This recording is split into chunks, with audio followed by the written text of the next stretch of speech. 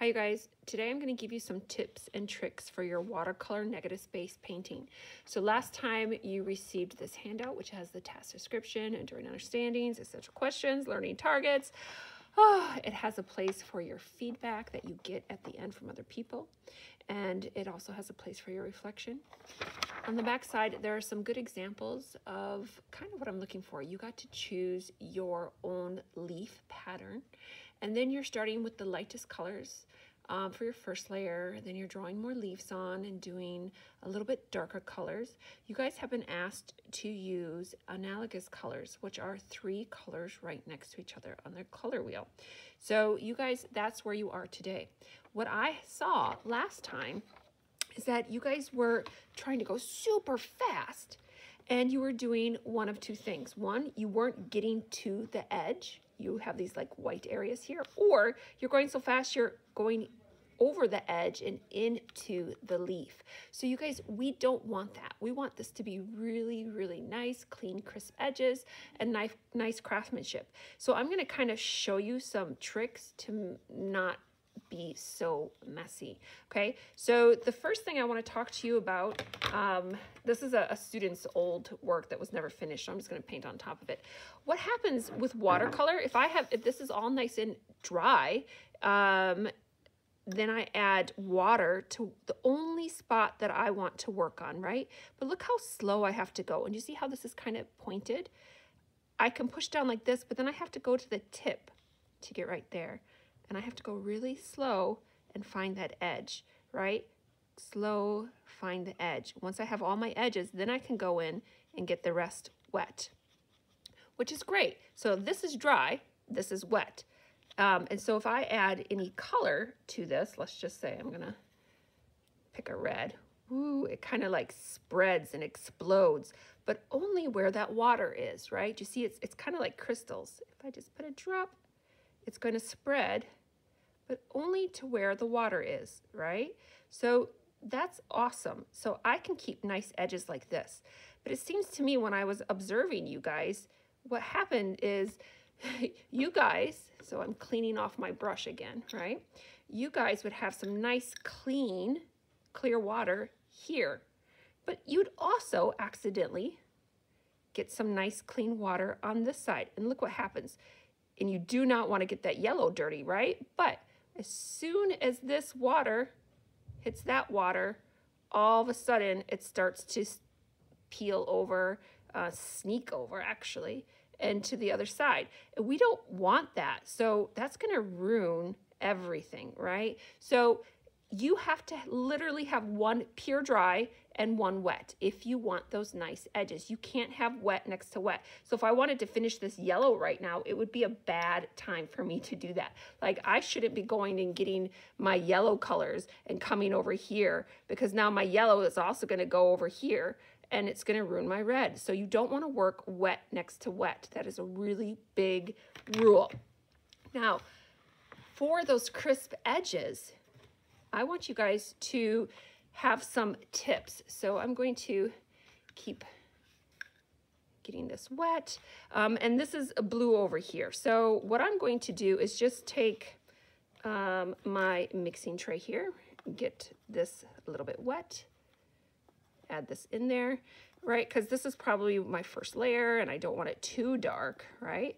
Again, and I can twist this to get it to a point. Twist, twist, twist, twist, twist, and I should get a point on there. Okay, so I'm going to use this color that I just added with water, and I'm going to bring it right up to the edge. And I'm going to go slow. You guys are speed demons, and you're trying to go so fast, and then you cross over to where you're not supposed to be. Now, you guys have analogous colors, so I could have, this is a great little layer there, right? And I can just take plain, clean water and bring it out here to have this stretch out. Plain, clean water, stretch out. See how that's now covering everything? And I could have taken more of this and put it here as well, all right? Now you can also take an analogous color, which would be a green, mix it, all right? And go right up to the edge. Oop, did you see I went over a little bit? I should slow down. But only do some of it, right? not all of it. So I'm gonna take this right up to the edge with my green, okay? Take some water, spread it out this way, right? Take some of my blue, maybe overlap a little bit to make it more interesting. So now I have some blue, right? But you see this little blop right there? All you have to do is take some water before it dries and spread that out. So now I'm getting a green and a blue, and I can be more dramatic. I can really get that on there here on the edge. And that's quite nice, but I still have that edge. So then I just put some water on it and blend it out, okay?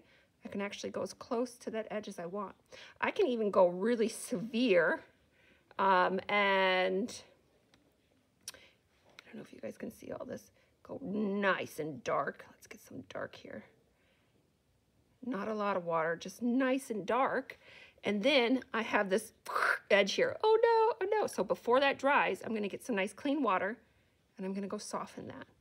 And when I get that wet, I'm probably gonna add some of my green in there so that my green blends with that. And then I just add some water. Okay. Now, I'm not sure what other colors. I'm just grabbing some other types of greens here and blending them in. Maybe a different type of blue right on a corner or an edge, just to give it some pizzazz. Ooh, that edge, that's too severe. And that's okay. I just take it at the very end and I blend it out before it dries, right? And then I have the dark blue, the greens, the light blue, and it's starting to look really pretty with all my different colors. You have to use enough water where you want it to spread and blend, but right on the edge, it doesn't have to have a whole lot of water. I just went straight to this and got this, made a nice little edge, right? And then took some water and blended it out. So I'm gonna show you that one more time. If you take any edge, okay, and you use a dark color, so I'm gonna use this dark blue here, and this is hard because I have water there, but I'm gonna get right up to the edge. Oh, that's so dark, but look at that nice clean edge that I'm getting, right? I can even make it darker just on the edge. But then right away before it dries, I'm gonna get some nice clean water and get that on there. That looks beautiful blending with that, right?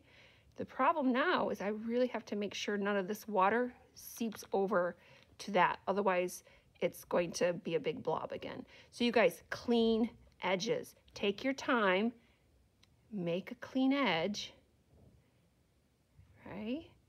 And then take some water to blend it out. And don't forget to go choose your other analogous colors to go and plop in there. If anything is ever too severe, like, right? Two things. You can either right away take your paper towel and you can get the majority of that up, or let's put that in there again, and I can just lighten it right away with some water and blend it, smear it, push it to where I want it to be pushed, right? And then I won't necessarily have the biggest blob there anymore, right? Add some blues to that, right? So please go back, make sure your edges are nice and crisp and clean. I do not want to be seeing sloppy edges. Take your time, make an outline around your edge if you want a dark color or a light color, saturated with water or not saturated with water, and go in and make those clean, nice edges. At the end, you can add, I like to add little bits and pieces of dark just to little areas, and then blend that in. Just so I have tiny little areas that are going to be a little bit darker and crisper, okay? See how this is a little bit darker and crisper than that right there? That variety of different colors, and some light, some dark, is really going to make this leaf pop out at you. All right, good luck.